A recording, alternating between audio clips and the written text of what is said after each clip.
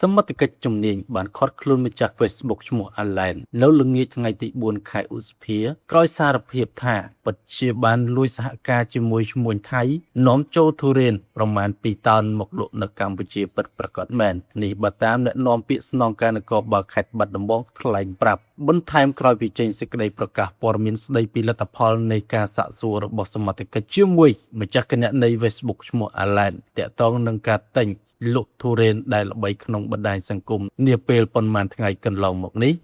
ក្នុងពេលចូលខ្លួនមកបំភ្លឺនៅចំពោះសមត្ថកិច្ចនាថ្ងៃទី4 ខែឧសភាឆ្នាំ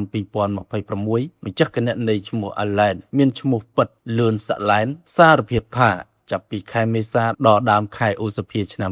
2026នេះខ្លួនបានទំនាក់ទំនងជាមួយជនជាតិថៃធ្លាប់ស្គាល់និងធ្លាប់រកស៊ីជាមួយគ្នានាពេលកន្លងទៅទិញទុរេនបានចំនួន3លើកមានចំនួនប្រមាណ2តោនព្រោះមានអ្នកបញ្ជាទិញនៅខេត្តកំពង់ចាមដោយបានដាក់រថយន្តផ្ញើទៅឲ្យអ្នកបញ្ជាទិញនៅខេត្តកំពង់ចាមផ្ទាល់នៅពេលដែលទុរេនដឹកពីថៃចូលមកដល់ដៃខ្លួនម្ចាស់គណនី Facebook Alan សារភាពថែមទៀតថាឈ្មួញនៅថៃជាអ្នករៀបចំផ្ញើទុរេនតាមច្រកកាប៊ីនប៉ុន្តែខ្លួនមិនបានដឹងថាឈ្មួញនៅថៃផ្ញើតាមរបៀបណានោះទេលុះរថយន្តដឹកមកដល់ផុតច្រកព្រំដែនក៏ទទួលផ្ញើទៅខេត្តកំពង់ចាមតែម្ដងម្ចាស់គណនី Facebook Alan រស់នៅក្នុងភូមិភ្នំច័ន្ទចាបឃុំបឹងរាំងស្រុកគុំរៀងទទួលស្គាល់ថាសារសម្លេងដែលបែកធ្លាយនៅតាមបណ្ដាញសង្គមរឿងទិញលក់ទុរេនពីប្រទេសថៃប៉ុន្មានថ្ងៃកន្លងមកនេះគឺជាសម្លេងរបស់ខ្លួនដែលបានទំនាក់ទំនងជាមួយអ្នករកស៊ីទិញផ្លែទុរេនពិតមែនទោះបីម្ចាស់គណ